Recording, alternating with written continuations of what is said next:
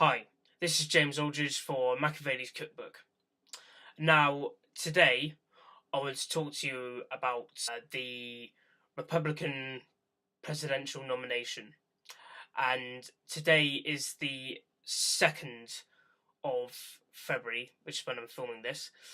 And the results have come in for the Iowa presidential caucus. The winner of the Republican Iowa caucus was Ted Cruz, who secured 27.6% of the vote of the Iowa Republicans and 8 of the 30 delegates on offer. So those delegates, when the Republican Party calls its convention, them delegates will vouch for him. However, up to this point, all the polls have been saying that Donald Trump would win Iowa, and Ted Cruz has now kind of proved that wrong by scoring a victory. Donald Trump only managed to secure 24.3% of the Iowa vote, gaining himself 7 delegates, just behind Ted Cruz's score. In a close third place was Marco Rubio with 23.1% of the vote and also securing 7 delegates. Now that's the rundown of the top 3 candidates for the Republican nomination. Now, before this point, when Donald Trump burst into the scene by declaring his candidacy, a lot of political pundits in America and several around the world were quite kind of dismissive of Donald Trump's candidacy, and they thought it'd do pretty poorly. But he managed to show the media wrong quite quickly, soaring to the top of the polls in pretty much every state for a very long time throughout the summer and the autumn in 2015, and also being very dominant in the winter as well, pretty much going to the top of the polls and staying there. Now Ted Cruz has won the Iowa caucus. This calls Donald Trump's candidacy into doubt. It's a pretty big defeat. I mean, although he only got second place, throughout the time period for which he was campaigning, he'd been saying he was going to win, and now being pushed to second place is a pretty big morale blow. I mean, some might argue that it's not as huge as a defeat as it would be made out, because Donald Trump and Marco Rubio are tied on the amount of delegates. They both get 7, and they're only one behind Ted Cruz's 8 delegates in Iowa. But I think it's all about the momentum of the campaign, and Ted Cruz has shown that he can win. He's the first guy who's done that. Now, whether he'll continue to be successful is open to question, or whether Donald Trump really manages to swing into play and sort of the nomination. Now, if the more kind of anti-establishment right wing of the Republicans, which is quite funny because the Republican Party is a pretty damn far right wing party anyway. If that wing of kind of evangelical voters and Southern voters, the kingmakers of these groups, if they start to coalesce around Ted Cruz, if several very conservative Republican senators ally with Cruz and other high-ranking individuals in these groups, so you get kind of evangelical, religious right, conservative pastors. If they advocate Ted Cruz, and if Ted Cruz gets the support of radical conservatives in Congress and also in state governorships throughout the US, especially in kind of crucial states, then Ted Cruz could really pull it off, I think, and maybe even soar to the nomination. However, Ted Cruz might not actually be able to achieve this, and Donald Trump may fight back. He could win the first primary of the nation, which is held in New Hampshire. And if he wins that, then he could take quite a bit of steam away from Ted Cruz.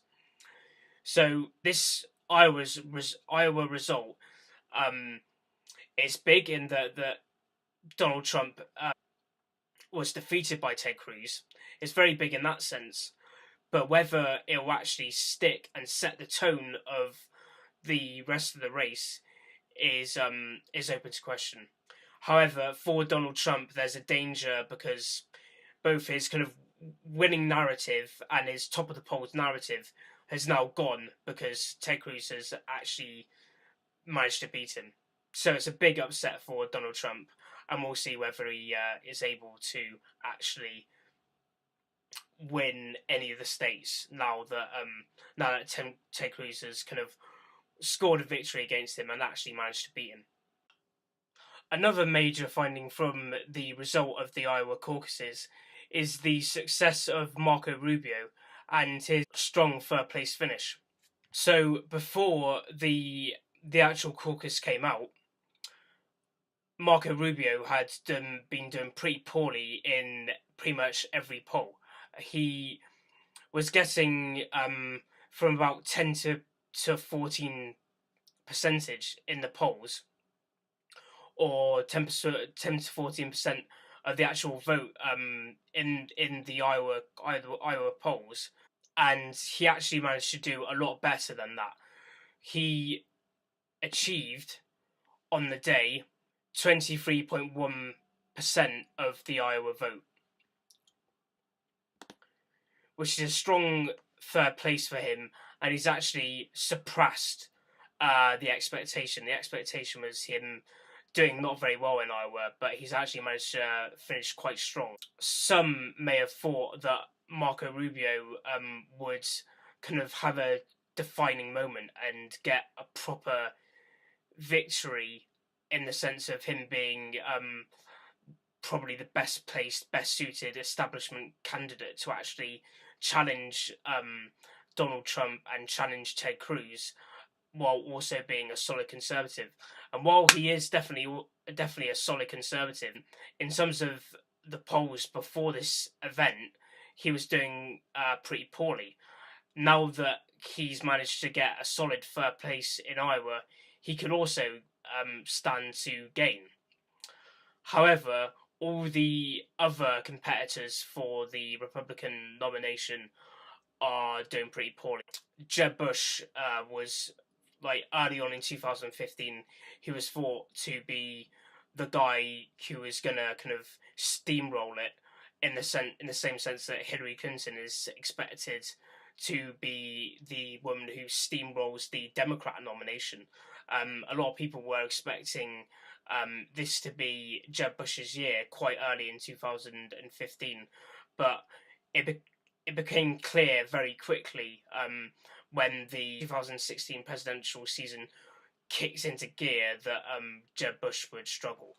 Now, it remains to be seen whether he can mount a comeback, maybe in New Hampshire where things are a bit more liberal, maybe in South Carolina, maybe in Nevada. He's certainly got a huge war chest in terms of he's got hundreds of millions of dollars to play with in his campaigning, but whether that actually materializes into anything solid in terms of actual votes, it's hard to see, and I don't think it will happen, really, to be fair. Maybe he'll win a few states, but as far as I'm aware, he's pretty much out of contention. As one of the more centrist, moderate candidates, John Kasich also did poorly.